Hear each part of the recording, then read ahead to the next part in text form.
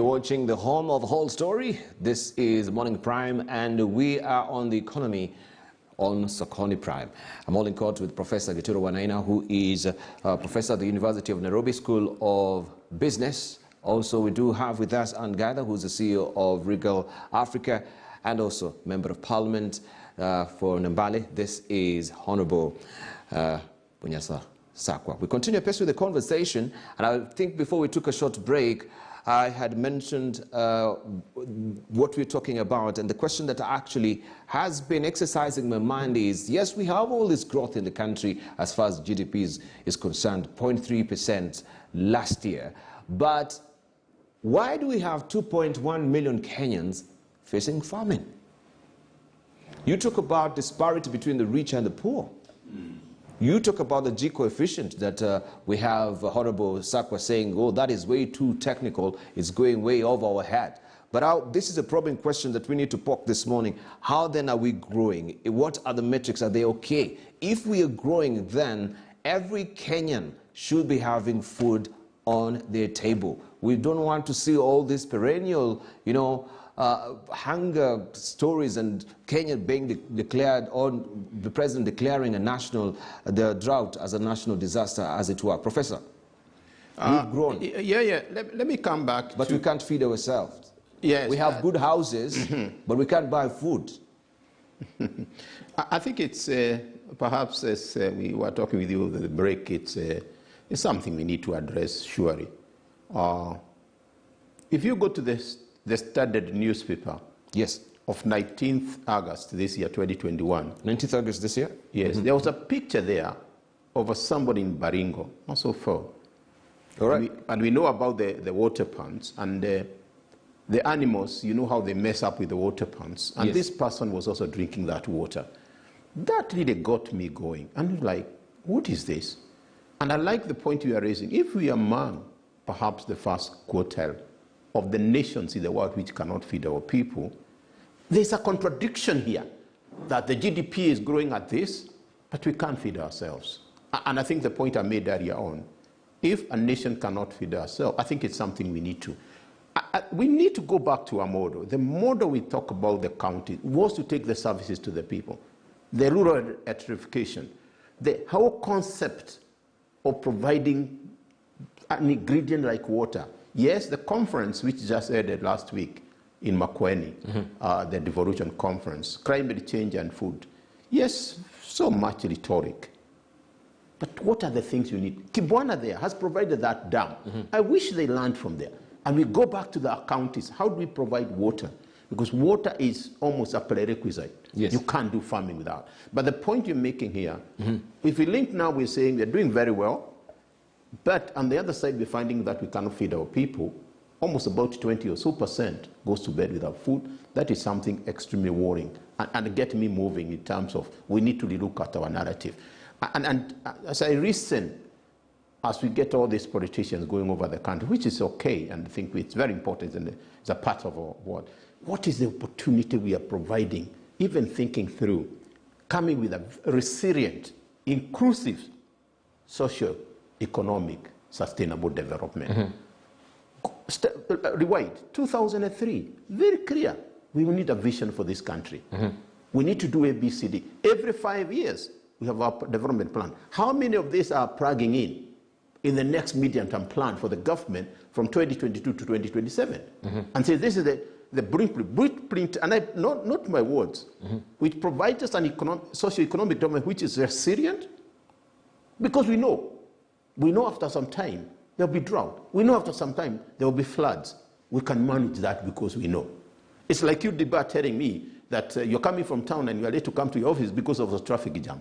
I think it's absolutely nonsense. It's absolutely nonsense because you know the traffic. Of course. On Mombasa Road. It's poor planning on my side. That's what I'm talking about. So in terms of looking at this resilient, inclusive, and therefore we're talking up to the last corner. Thank you. By the way, let me make the last point. And also the point I'm making here is the utilization resource. If you look, for those who bother to look at, if you look at the disbursement of the national government to the counties, and I know governors who are up in arms in this, since 2013, since the devolution, up to 2021, Turkana has always been getting the highest disbursement, followed by Nairobi. Mm-hmm. If you look at the poverty level, it's hitting me there. So what's happening here? What's happening? Yeah, a good question that you raised, and I was even thinking of broaching that particular subject of Turkana. This is an issue that I raised with the other guests as well, that Turkana is given that good chunk of money. Turkana also, we have an aquifer that can actually give water to that particular county for the next, or even feed this particular country, or water this country for the next 72 good years. Yes, yet we always talk about how that particular water is not potable because the salination is very expensive. Yet we are listed as a water scarce country. I don't know if this is worrying you, Sakwa, and I don't know if you are, all the legislators in the House have even broached this particular subject of how we can tap into that pool of water that is, you know, the water table in Turkana. Okay. Feed that particular region. Thank you. It is a very large geographical expanse that can actually feed this particular country. Yes, thanks very much. Let me pick up just a little bit of what Professor said on the disbursements from national government to counties. When you accumulate over 10 years, it looks like a terribly large figure. But I think we should also accumulate what the national government has utilized during that time. I mean, it would be horrifying what the difference is. But yet, you know, the 1-point-something trillion that has been disbursed, I don't know, not one, so it's a bit more than 1 trillion, is covering the entirety of the terrain of Kenya. All of the 48 million people are touched with that disbursement. So it's a matter of whether the glass is half full or you know, half empty. And the quality of that disbursement is really low because it's not predictable.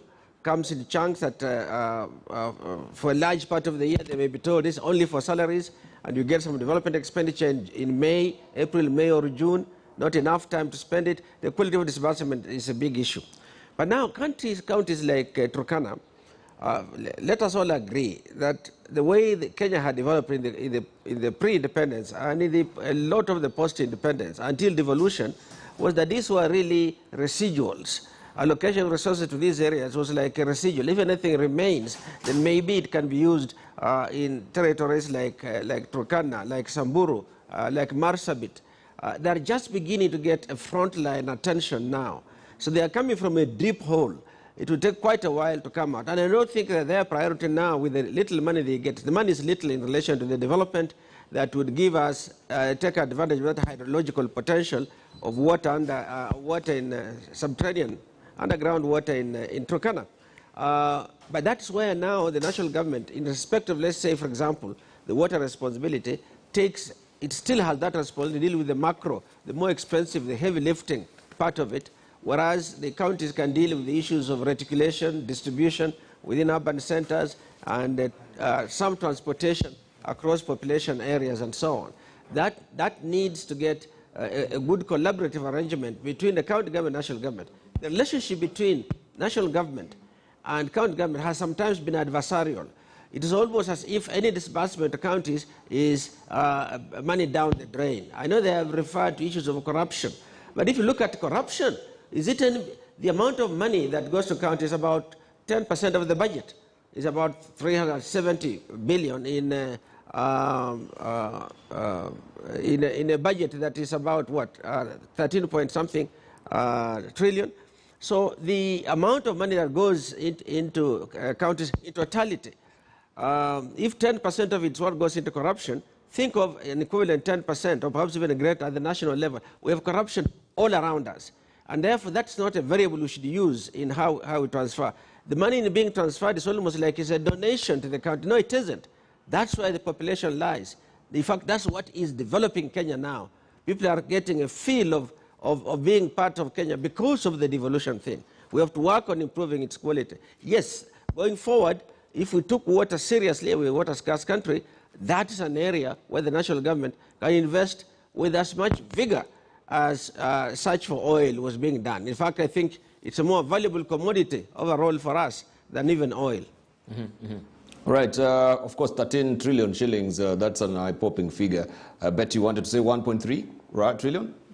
Anyway, let's just hear from Anne. As far as also the global hunger index is concerned, we're listed number 18 in the world.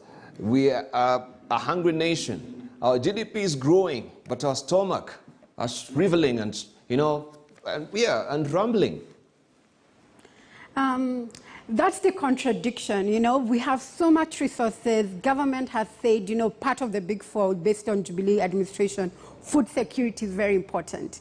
We have the land, we have the water, we have the skill set, and yet we have an issue of food security. And I think a lot of this has to do with couple of things. For example, the land use policy. For example, I'm in Nairobi and I look at a place like Kiambu, which has a lot of great soil agricultural, and yet what are we doing? We are creating concrete jungles there. We're building real estate. So what happens? People are not able to actually use that land in the right way to actually be able to grow agricultural produce there as opposed to real estate. So then now we have issues of food insecurity. So I think when we're looking at it in totality, we need to be able to manage our resources well, our land, our skills, and then we need to also understand, because of climate change, we cannot do things the way it used to be done, right? We cannot rely on rain-fed agriculture. We need to start putting resources to say that we're going to use these resources effectively, our financial resources. So in the case of, we know that Turkana is a place that can be able to feed us. Why aren't we taking the time to do that? It always baffles me, the fact that we in Kenya cannot feed ourselves, yet we feed the world. Because the arable land is here in Kenya, the arable land is in Africa, yet we are feeding Europe, and yet our people are starving. That's a very contradiction that I don't understand, but I think it's because... And I think you should be pointing towards Honorable Sakwa there. Because these are the legislators that we have. Let me show you. In a moment, we shall tell you what actually the MPs are pushing for. Legislation of sex trade here in the country, right? Pieces like, pushing that... I'll show you what is a splash today. Instead of focusing on what's really important, this is their concern. This is our concern is feeding our people, and the trouble is I honestly believe that we are not supporting our business community. If we supported the business community to invest in this country, give them the incentives, they are the ones who are going to drive job creation. They are the ones who are going to build agriculture, manufacturing, real estate. They are the ones who are going to fix the healthcare system. But we are not supporting them. Government, legislation, where is the focus? Our people are dying of hunger, and we're busy focusing on other stories in the public rallies. Feed our people. We are feeding Europe. Okay, I want to whip up that particular headline on the front page of a Star before we actually go to the story also of the COVID-19. We know our salaries were also, cut at some point, but our employers, they've also taken advantage. They are not now reinstating, our normal salary. So they say, oh, we're still in the Tory times. They take that particular advantage, as it were. But see, this is what is on the front page of the Star, so that I can show you. All right, we'll load it up. Then when I'm ready with it, we will go full steam ahead. But first of all, Kenya Airways employees are pushing for a full salary, right? And this is the Kenya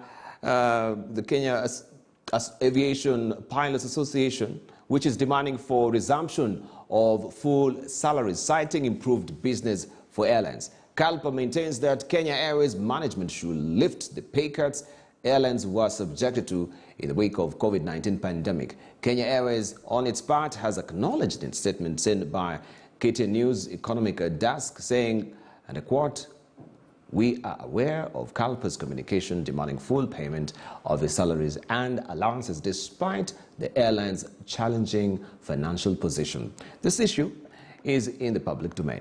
The airline's employees have been on a reduced salary payout since April 2020. According to KQ, CEO who maintains business is yet to fully resume and they need to meet and manage critical support for business continuity and recovery. It is impossible to meet the pilots' union's demand for 100% salary and allowances for November 2020 2021.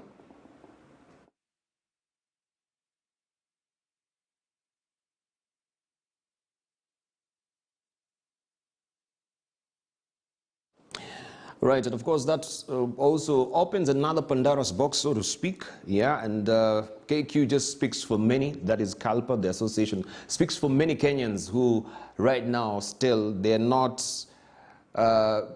they've not had the resumption of their salaries since COVID-19 happened. So the employers, they'll always just quote and say things are not yet looking out for the company, as it were. Prof, maybe your reaction on this? I think something there, and as we in these discussions we have said that perhaps COVID is still with us, not the way we are thinking actually get out of the way. So we still have to live with it. And then we step back and the certain measures, the stimulus package, the companies themselves. I think it was a very good move. I know some areas we went and also moratorium, yes. There are some areas we also reduced in terms of, instead of setting people out, we really said, why can't we get a salary cut? Let me also, perhaps as quickly as come to KQ, really express my concern when we had AMF in town, and they're in town, saying that we should send some people home. This is the worst time to send people under COVID, and I think that something should be perhaps being in a different way. I think if I was in the KQ pilots, I think it's a misnomer here to say that the business has improved. How do I perhaps come to that kind of thinking is, if you look at the profitability of KQ, 35B is a loss. So they're still not yet at KQ. Of course, whatever they were going through was accelerated by COVID. So if I was there and my friends with the KQ pilots, perhaps we could have an enhanced as opposed to restating what it was. Maybe increase it by a certain percentage until we see the turnaround, until we see the turnaround of KQ. And I can see the efforts which were in South Africa, South African Airlines and Kenya Airways coming together. The call by Kagame.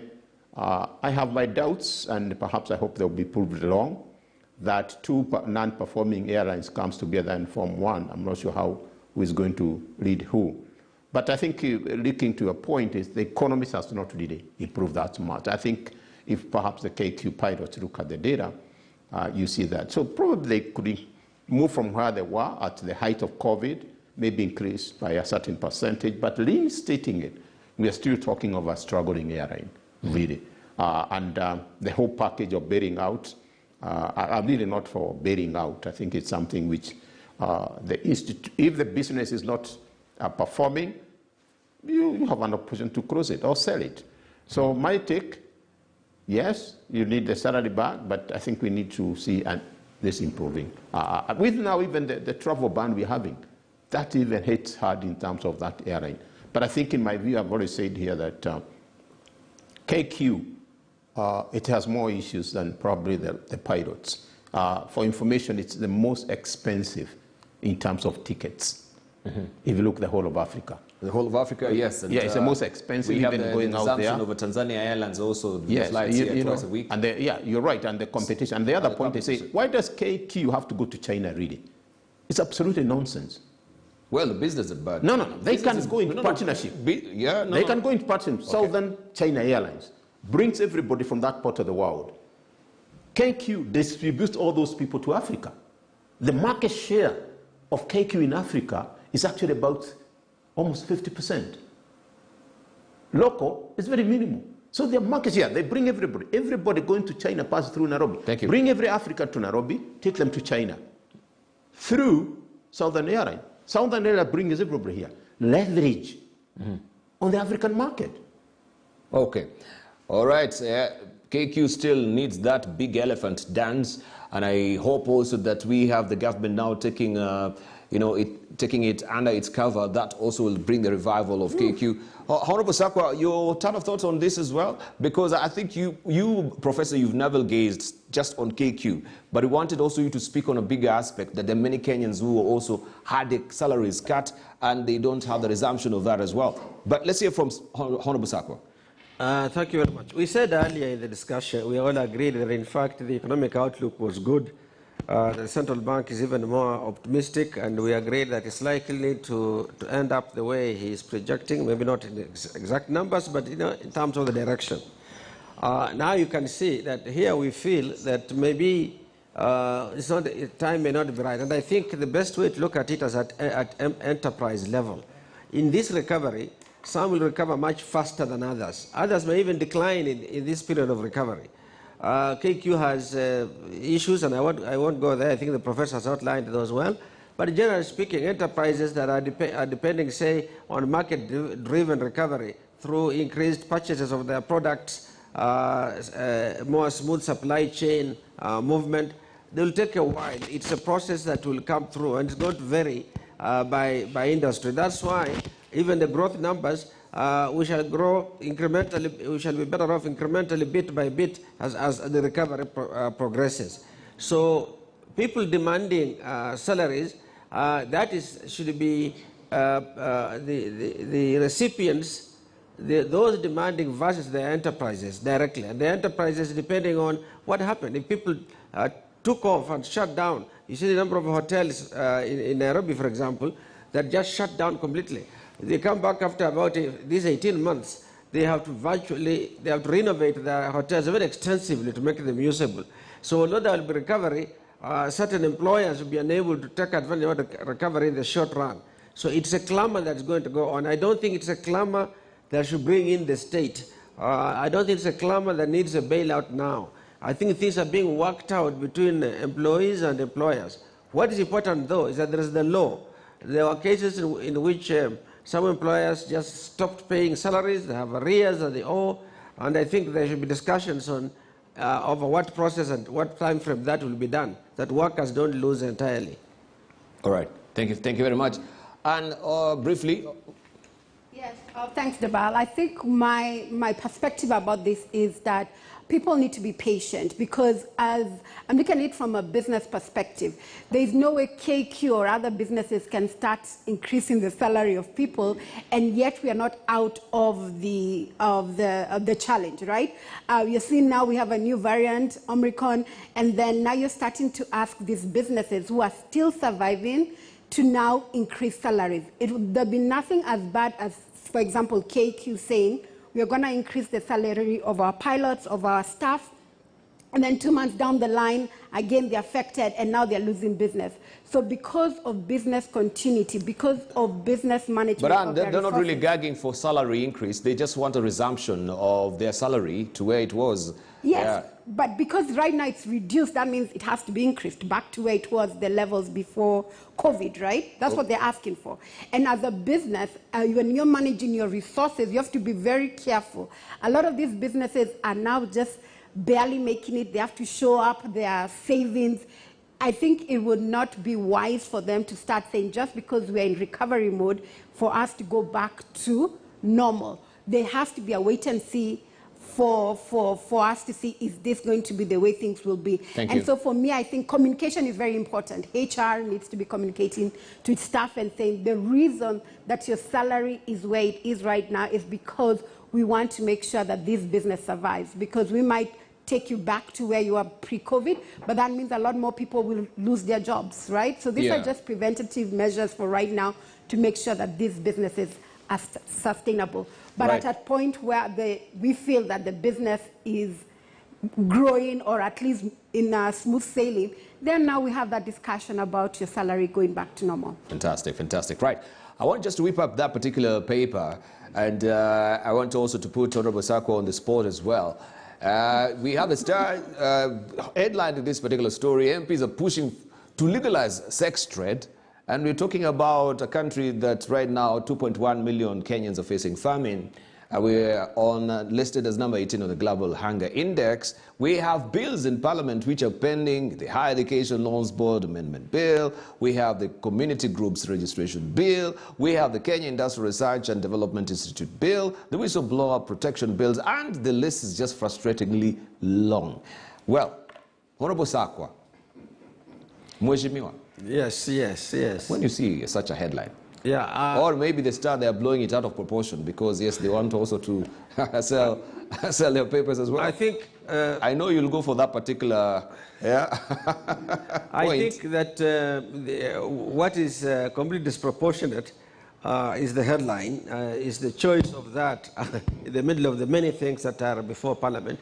You have mentioned very many bills, and since we are coming towards the end of the session, when you take stock, and there's still many more that have not come out. My Public Data Management Authority bill hasn't come out. Of course, the pipeline is very, very dense. But I think the issue of the sex trade, it is something that I can tell you in the order of things in Parliament, it doesn't stick out. And someone has to look in between lines and then sort of give it a big print.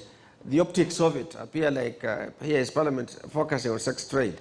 But remember, if I may just step out of a religious mode or judgmental, moralistic approach, and let's just discuss it sort of as a cold issue, is that based on the rights approach to things, these workers have rights like in law, like every other Kenyan.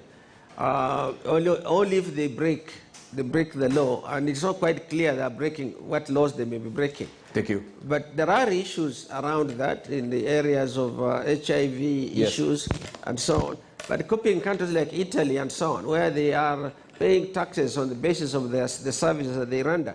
Thank you. Yeah, so it's a very complicated matter. I can't handle it all on television and win my election. I'll take it for another day. Thank you, Honorable Sakwa. I really appreciate it. I'm really pinched for time, and we need to wind up on that particular note. Professor, and also as well, and Sakwa, we have no time even to give you the latitude to just give your last closing remarks. But nonetheless, I want to thank you so very much for that cogent discussion we've had, taking a raft of issues and, of course, unpacking them for the country, as it were, here on Sokoni Prime. I really do appreciate also your valued company. My name is Dibala Iner. I can see Akisa and there also. She's training at the list to just come and take you over with the news diary to just priming up on what is happening currently in the country as well. Thank you very much. You've been watching Morning Prime. Thank you. Thank you.